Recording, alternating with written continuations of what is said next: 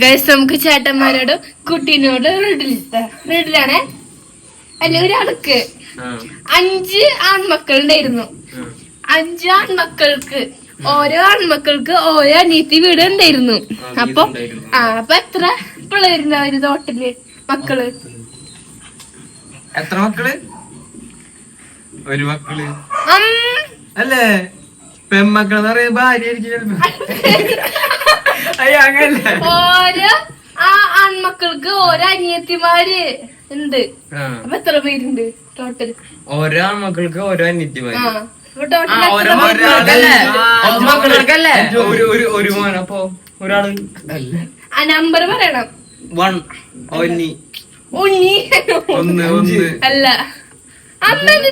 ഒന്നല്ലേ? ഞാൻ അല്ല, 5 ആൺമക്കൾക്ക് ഓരോ അനിയത്തിമാരുണ്ട്. അപ്പൊ 10 അല്ല, 11 അല്ല, 1 അല്ല, 2 അല്ല, 3 അല്ല, 4 അല്ല, 6 കാണിച്ചത്. 5 ചേട്ടന്മാർക്കും ഓരോ അനിയത്തി. അങ്ങനെ മണ്ടന്മാര്. ഇന്നത്തെ ഈ കൊച്ചു വീഡിയോ ഇഷ്ടപ്പെട്ടെങ്കിൽ